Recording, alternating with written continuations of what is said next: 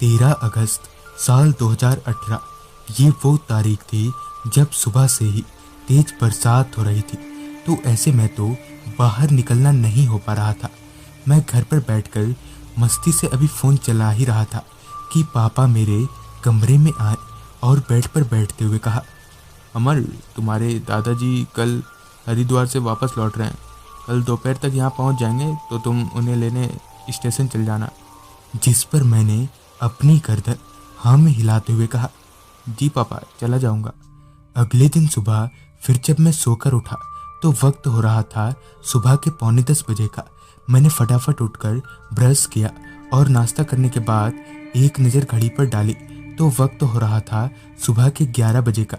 चूँकि अभी कुछ देर से बारिश थमी हुई थी, तो मैं घर से थोड़ा बाहर निकला और दोस्तों के पास जाकर बैठ गया, जिसके बाद बातों बातों में हम इस कदर मसरूफ़ हो गए कि ना ही हमें वक्त का पता चला और ना ही मुझे ये याद रहा कि मुझे दादाजी को स्टेशन लेने जाना है। इस बातचीत का माहौल तब टूटा जब मेरे मोबाइल की रिंग बजी। मैंने मोबाइल देखा तो पापा का कॉल था।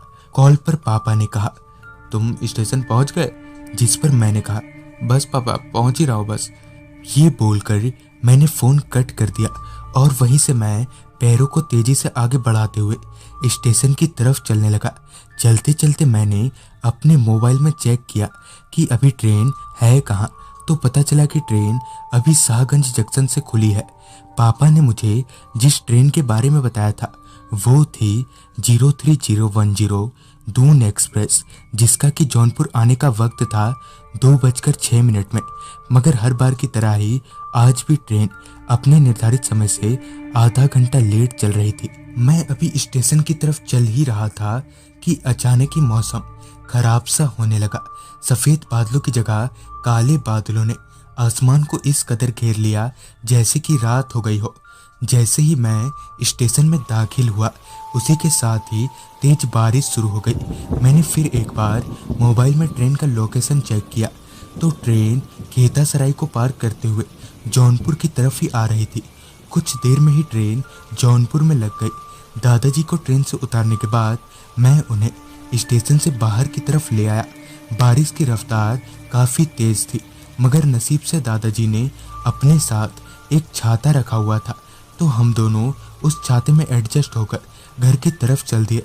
कुछ देर बाद ही हम लोग घर पहुंच गए। बारिश अब भी अपनी पूरी रफ्तार से बरस रही थी। कुछ घंटों के बाद ही रात हो गई।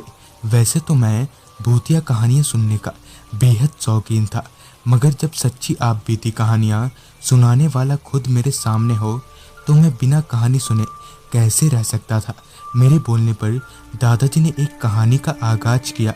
कहानी में आगे बढ़ते हुए दादाजी ने बताया कि ये उन दिनों की बात है जब मैं यानी दादाजी ने एक गधे को पाला हुआ था, जो कि उनके सामान ढोने में काम आया करता था।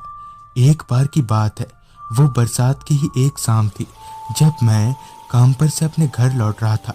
बूंदाबांदी बारिश हो रही थी। तेज चल रही तूफानी हवाएं कुछ हद तक बड़े पेड़ों को भी झुका दे रही थी।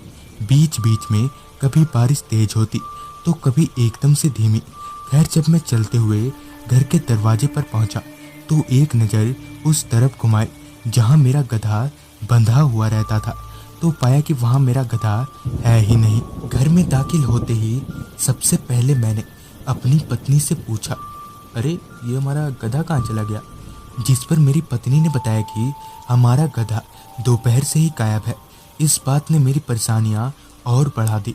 मुझे गधे की फिक्र तो हो ही रही थी, मगर साथ ही इस बात से भी घबराहट हो रही थी कि अगर मेरा गधा किसी के खेत में फसल खाता पकड़ा गया तो उसकी पिटाई तो होगी ही, और साथ ही मुझे भी खरी खोटी सुनाएंगे।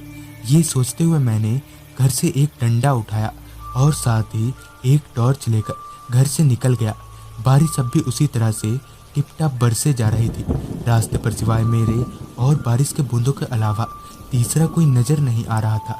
सबसे पहले चलते हुए मैं खेतों की तरफ गया और वहाँ छानबीन शुरू कर दी, मगर वहाँ दूर दूर तक कहीं मेरा गधा नज़र नहीं आ रहा था। पूरे खेत में अपने गधे को कहीं ना पाकर मैं वहाँ से जंगलों की तरफ थोड़ा आगे बढ़ गया। जंगल में थोड़ा आगे जाते ही मुझे एक पेड़ के नीचे एक आदमी बैठा दिखा। जब मैं उसके थोड़ा नज़दीक पहुंचा तो पाया कि वो अब्दुल भाई हैं, जो कि हमारे ही गांव के हैं। मैंने अब्दुल भाई से पूछते हुए कहा, अरे अब्दुल मियाँ, आपने मेरे गधे को देखा है क्या? जिस पर अब्दुल ने कहा, हाँ देखा तो है, तुम चलो मेरे पीछे। ये बोलते हुए अब्दुल अपनी जगह से उठा और मुझे उसके साथ साथ चलने का इशारा किया। घने जंगलों को पार करते हुए हम लोग अभी आगे बढ़ ही रहे थे कि अचानक ही पेड़ की एक मोटी सी डाली पेड़ से टूटकर अब्दुल के ऊपर गिर गई। मगर उसके बाद मैंने जो देखा उसे देखकर मेरे होश उड़ गए। दरअसल वो मोटी सी पेड़ की डाली अब्दुल को लगने के बजाय उसके शरीर के आर पार हो गई। तभी मुझे याद आया कि अब्दुल को मरे तो 3 महीने बीत चुके हैं और वो उसी पेड़ में फांसी लगाकर लटका था जहां वो कुछ देर पहले बैठा हुआ था। ये याद आते ही अब तक मैं ठंडा सा पड़ चुका था, मगर फिर भी बड़ी मुश्किल से हिम्मत बांधकर मैंने खुद को संभाला और वहां से बहुत ही तेजी से भागकर घर आया तो पाया कि मेरा गधा अपनी जगह पर सही सलामत चारा खा रहा है। मैंने किसी को इस बारे में कुछ नहीं बताया और उसके अगले दिन ही मैंने उस गधे को बेच दिया। तो दोस्तों, ये थी अमर जी की भेजी गई कहानी। अगर आपके पास भी ऐसी कोई कहानियां हैं तो हमारे साथ ज़रूर शेयर करें। तो मैं आर्यन जल्द ही मिलूंगा आपसे ऐसी ही एक कहानी के साथ।